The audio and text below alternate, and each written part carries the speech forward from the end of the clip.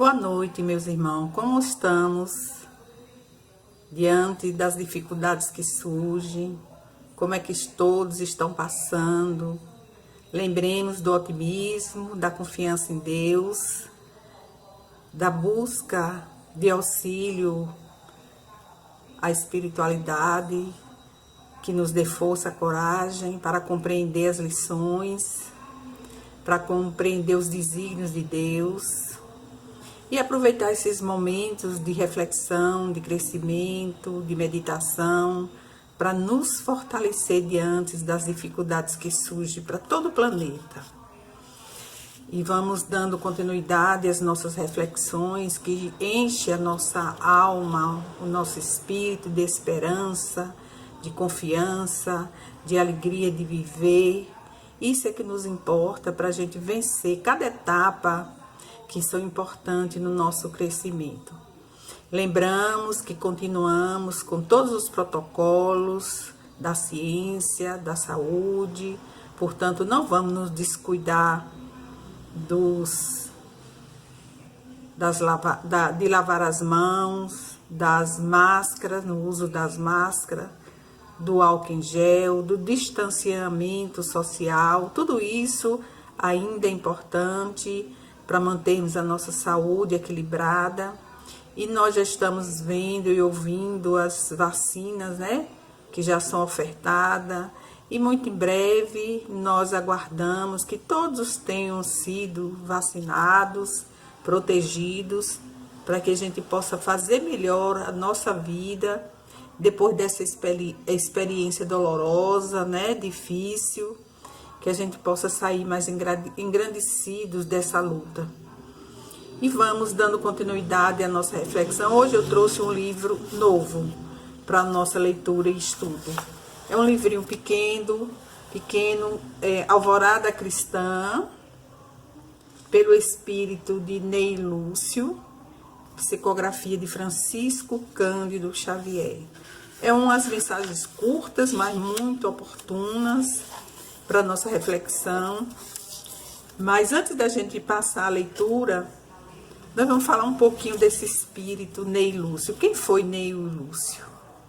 Ele é autor de livros infantis, de mensagens, muito maravilhosas, sempre tendo Jesus como um parâmetro maior. E quem leu aquele livro 50 anos depois, ele vai encontrar ele sob o nome de Cneio Lúcius. Era uma figura ímpar, uma personagem vibrante de cultura e generosidade, com tradições de nobreza, lealdade, sendo respeitado como um dos sagrados expoentes da educação antiga, em seus princípios mais austeros e mais simples. Ele trabalhou a serviço da coletividade, providências a favor dos escravos, aos seus filhos e senhores. Ele, além de muitas obras de benemerência social, ele também buscou levar o conhecimento. Sabe-se ainda que ele mesmo e a neta, querida, que era Célia, estimavam ensinar também os filhos dos escravos. Imagine, aquele tempo, se dedicar aos filhos dos escravos, teria que ser uma pessoa muito boa mesmo, muito, muito benevolente. E no final do livro, há 50 anos depois, Neio suplica em prece ao Senhor, e essa prece foi atendida, com a oportunidade dele reencarnar no mesmo grupo familiar. E é relatado no livro Renúncia, também, que é a série do livro 50 anos depois, tem Renúncia. É há 2000 anos, 50 anos depois, Renúncia. São livros importantes para a nossa leitura, que traz muita mensagem esclarecedora. Então, nesse livro Renúncia, nós vamos encontrar essa personagem com o nome de Jacques Duchesne Davenport. Ele era professor, residia no antigo parque que ele adquirira para localizar a sua escola, e de proporções vastas, destinada à preparação de criança de ambos os sexos. Então, ele sempre preocupado na educação dos jovens, das crianças. E interessante que em 1862 ele reencarna no Brasil, em Barra Mansa, né, Rio de Janeiro, como educador. É o Arthur Joviano, pai de Rômulo Joviano, chefe de Chico Xavier lá na Fazenda Modelo, lembre Pedro Leopoldo, Minas Gerais. Em 1934 ele retorna à pátria espiritual. E aí começa a série de mensagens, né, o livro, esse Alvorada Cristã, Jesus no Lar também, que é um livro bastante conhecido nosso, Mensagem de Pequeno Morto, e A Vida Fala, que é um livro infantil, 1, 2 e 3 para as crianças, né? Então vale a pena a gente ler essa série e também apresentar aos nossos filhos, às nossas crianças, né? E no prefácio desse livro, Alvorada Cristã, é o nosso Emmanuel que faz esse prefácio. Ele fala aqui algumas coisas com relação à instrução que vale a pena a gente passar para vocês. Ele diz que a instrução é, sem dúvida, a milagrosa alavanca do progresso. Sem ela, perseveraria a mente humana nos resvaladouros da ignorância, confinada à miséria, à ociosidade, à indigência e ao infortúnio, através da delinquência na praça pública e da correção na penitenciária. Mas não basta esclarecer a inteligência. Repetiremos ainda e sempre: é imprescindível aperfeiçoar o coração nos caminhos do bem. Então não basta só ensinar, né? Não basta só trabalhar o intelectual.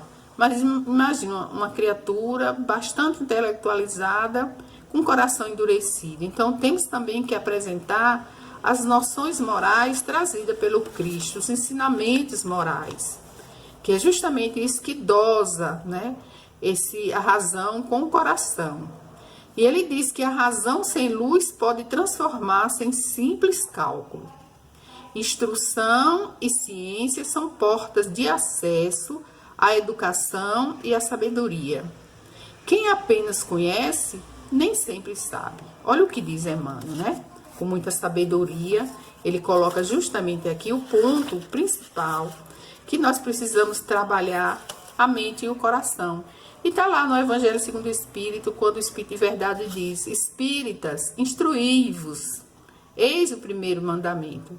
Amai-vos, eis o segundo mandamento, né?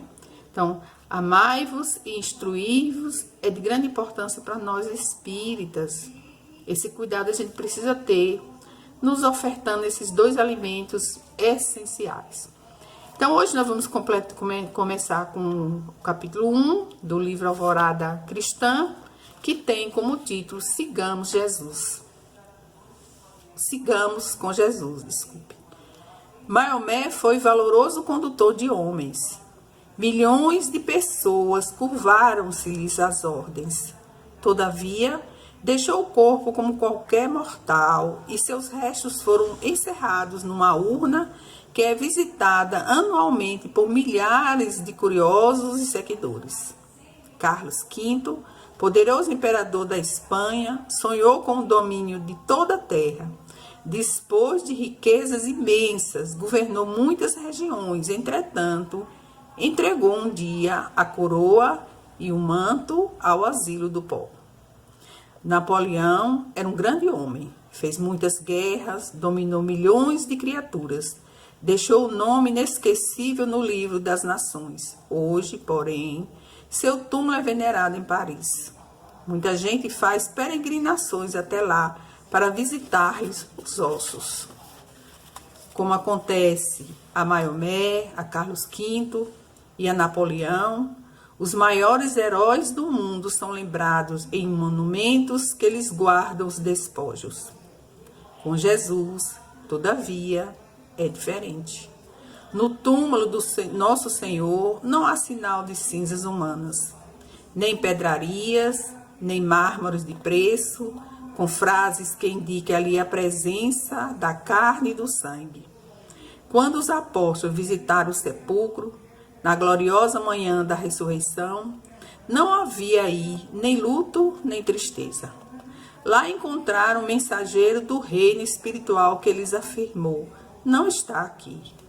E o túmulo estava aberto e vazio há mais de 2000 anos. Seguindo, pois, com Jesus, através da luta de cada dia, jamais encontraremos a angústia da morte e além, e sim, a vida incessante. No caminho de notáveis orientadores do mundo, poderemos encontrar formosos espetáculos da glória passageira. Contudo, é muito difícil não terminarmos a experiência em desilusão e poeira. Somente Jesus oferece estrada invariável para a ressurreição divina.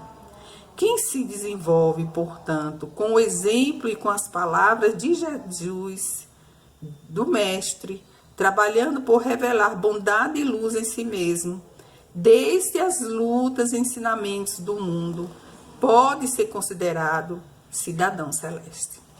Então a mensagem é muito clara, né?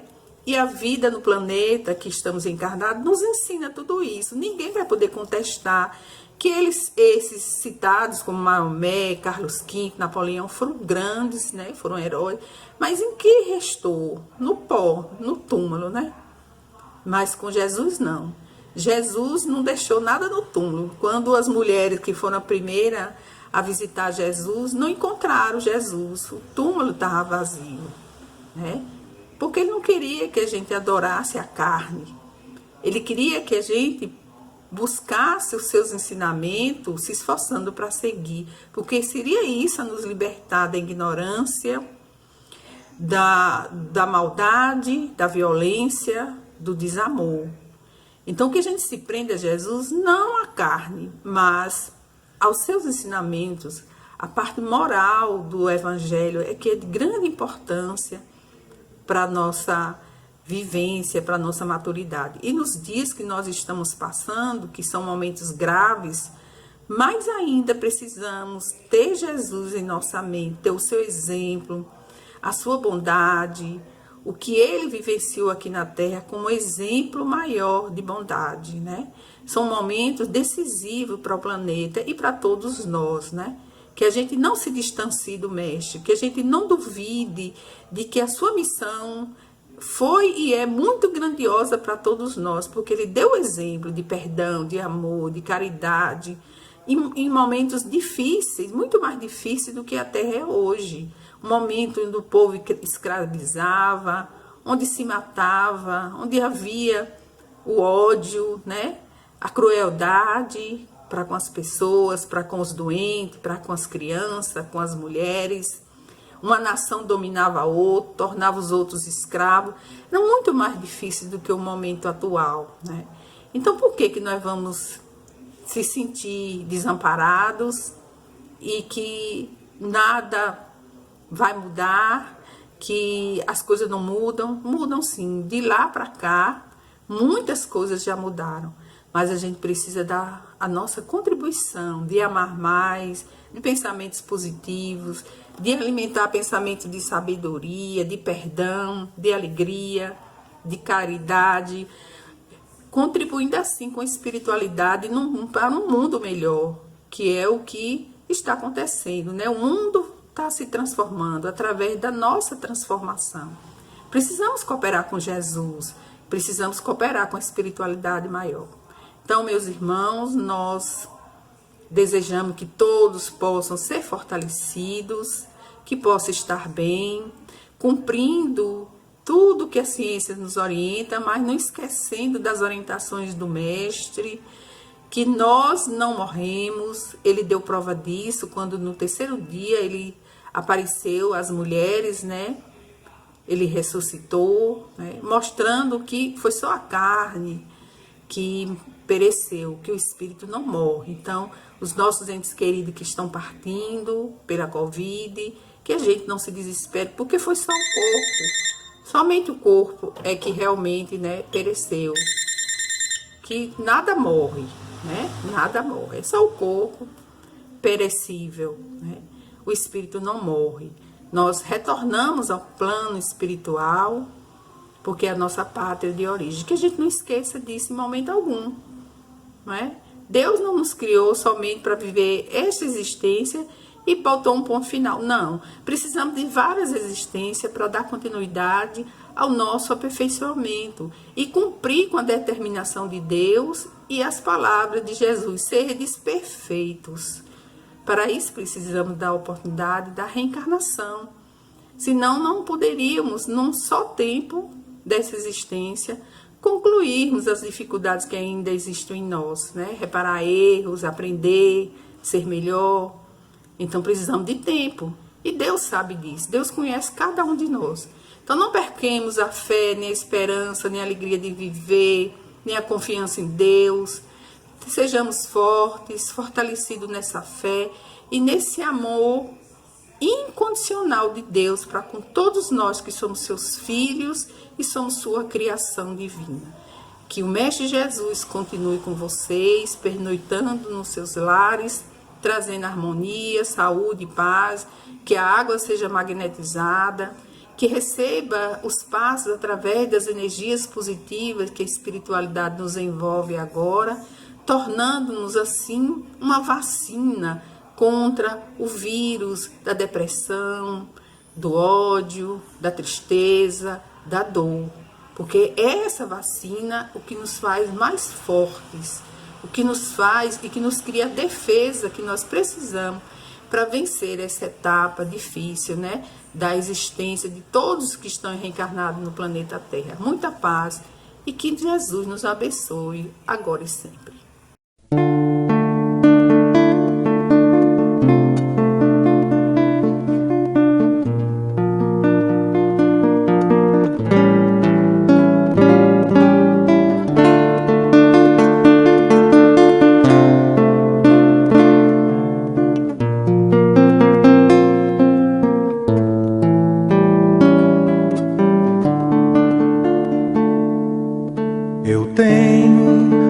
Amigo sincero que eu tanto venero, com quem tanto me dou. É meu professor, meu parceiro, meu bom companheiro e muito me ajudou. Me ensina a ser caridoso, a não ser orgulhoso e a orar sempre a Deus. E quando eu tenho um dilema, resolvo o problema com os conselhos seus. E quando eu tenho um dilema, resolvo o problema com os conselhos seus. Evangelho de luz, Evangelho de luz, Evangelho perdão, Evangelho perdão, Evangelho Jesus, Evangelho és a minha salvação. Evangelho de luz, Evangelho perdão, Evangelho Jesus, Evangelho és a minha salvação. E quando a angústia revolta e não acho a porta, não vejo a solução, é Ele, amigo adorado, que está sempre a meu lado, me traz a consolação. Se choro ou preciso socorro, a Ele recorro e por feliz me dou. Ele é o Evangelho novo, é a mensagem que ao povo o Cristo deixou. Ele é o Evangelho novo, é a mensagem mensagem que ao povo o Cristo deixou. Evangelho de luz, Evangelho, perdão, Evangelho, Jesus, és a minha salvação. Evangelho de luz, Evangelho, perdão, Evangelho, Jesus, és a minha salvação. Eu tenho um amigo sincero